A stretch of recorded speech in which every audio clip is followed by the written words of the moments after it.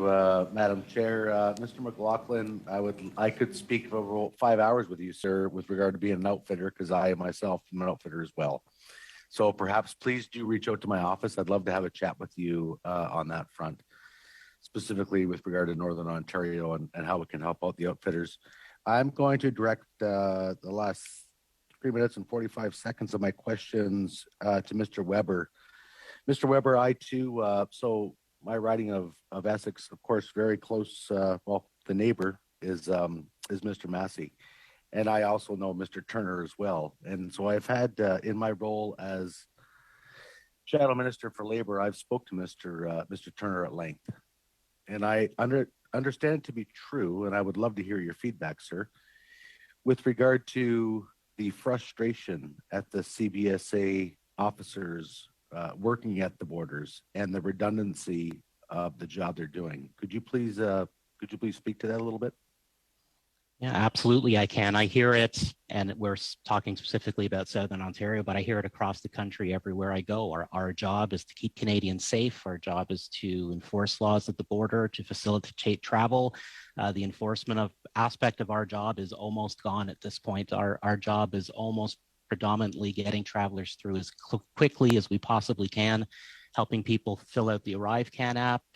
Again, the technologies we put in place and the technologies that are being planned with e-gate pick machines at the airport that are already there, they've greatly reduced the number of travelers we interact with. They've greatly reduced our ability to interdict anything that Canadians want us to be interdicting.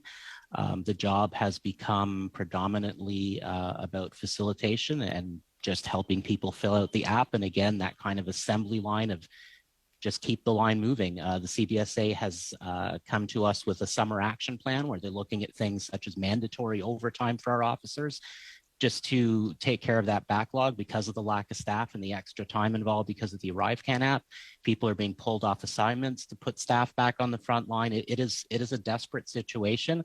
And we're talking about the ArriveCan app, but the lack of staffing that we have frontline at our borders after the summer, that does not go away. And that's been around for a long time.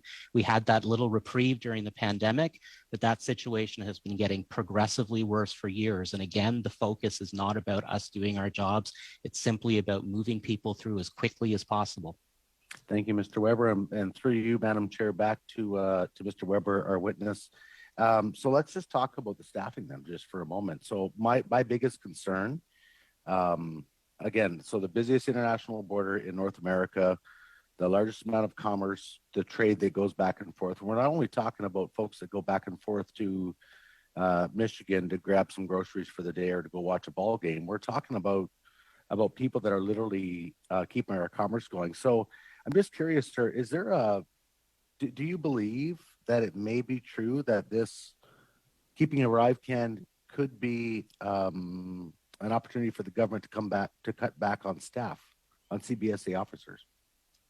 That's absolutely the fear. That's essentially what we've seen happen at our airports. As the pick machines took over, the number of staff working frontline at the airports has gone down and down and down and down and down over the years, to the point where we don't have the people in place to interact with travelers, to verify their declarations.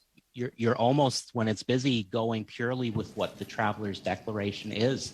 And that enforcement aspect or verifying declarations. I mean, obviously, anyone who's trying to bring something into Canada that they shouldn't, or is coming into Canada to do something that they shouldn't be doing, is never, ever putting it on their declaration. And the real fear is that the expansion of the ArriveCan app will see that expanded to land borders as well, where you pre-declare, you go through an automated e-gate kind of system, and you have absolutely no interaction with a border services officer. That would allow the CBSA to reduce those frontline staff numbers again. That's really the fear. Again, I've not heard specific plans of that for the ArriveCan